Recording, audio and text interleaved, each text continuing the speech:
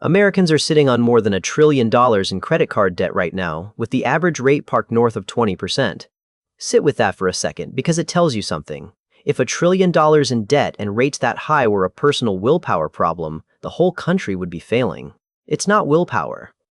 It's a handful of quiet mistakes, repeated by millions of people who are genuinely trying. You're probably one of them. You've been throwing money at your balances for months, maybe years, and the number barely budges. It feels like a treadmill. You sweat, you sacrifice, you go nowhere. So today I'm going to do this a little differently. I'm going to read your mind. I'm going to say the exact objections running through your head and answer everyone until you can see precisely where your money is leaking. Let's start with the big one. You're thinking, I am paying. I send extra whenever I can. Why isn't it working? Because sending extra whenever you can, split randomly across every card, isn't a plan. It's guilt money. Scattered payments never build momentum. Pick one method and marry it. The avalanche hits your highest interest rate first and saves you the most cash.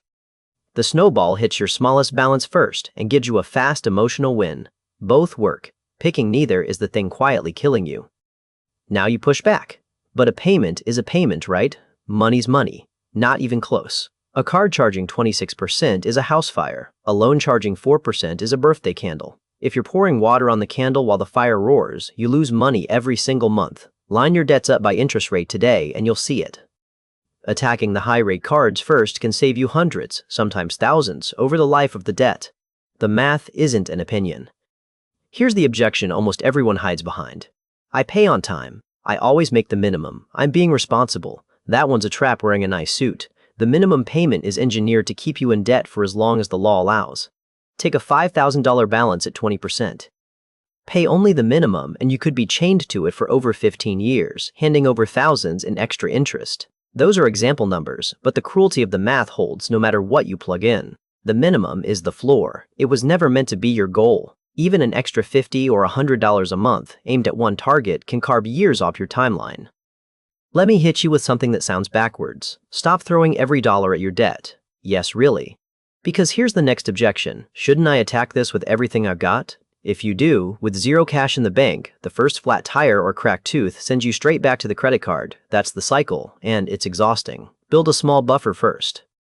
Even $500 or $1,000 set aside, as a starting example, stops life's surprises from forcing you back into borrowing. Buffer first, then attack. Keep going, because the next one stings. I'm paying it down, so a little new spending is fine. Is it though? You pay down the card, then finance a couch, swipe for a trip, lease a shinier car. That's bailing water out of a boat while drilling fresh holes in the hull. You cannot outpay a spending problem. While you're in payoff mode, freeze new financing.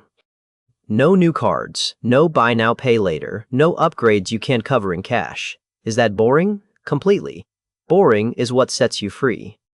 Then there's the objection nobody says out loud. I don't really want to look. You avoid logging in because the balances scare you.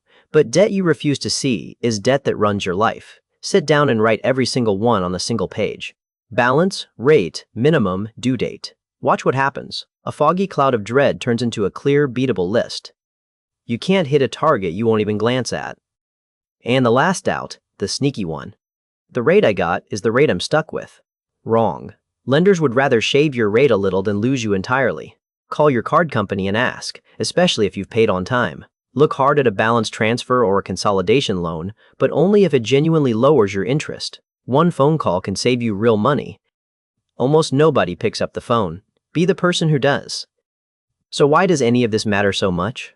Because debt isn't just a number on a screen. It's a tax on your future self. Every dollar of interest is a dollar that never becomes savings, never becomes an investment, never becomes freedom. And the people who climb out aren't smarter or richer than you. They simply stopped making these mistakes, faced their numbers, and stayed consistent. That's the entire secret. There's no trick under it. So let's turn it into something you can actually start this week. Grab a pen. First, list every debt on one page with its balance and rate. Second, build a tiny starter emergency fund so surprises stop derailing you. Those two moves alone put you ahead of most people still paying blind. Third, pick your method. Avalanche for the math or snowball for the motivation, and pour every spare dollar at one target. Fourth, freeze new borrowing while you fight. One target, full focus, no fresh holes in the boat. Fifth, make the calls, ask for lower rates, explore a transfer, and shove whatever you save straight back into the payoff. And listen, if you've been making half of these, you're not behind and you're definitely not broken. You just never had the map. Now you do. Every person who's ever paid off debt started exactly where you're standing right now. You don't need a perfect month. You need a started one. That first balance you knock out becomes the fuel for all the rest. Picture 12 months from now. Lighter balances, real breathing room, the quiet calm of someone who finally took the wheel. That version of you isn't a fantasy. It's just the payoff from a few smart moves you start making this week. Now, do me a favor.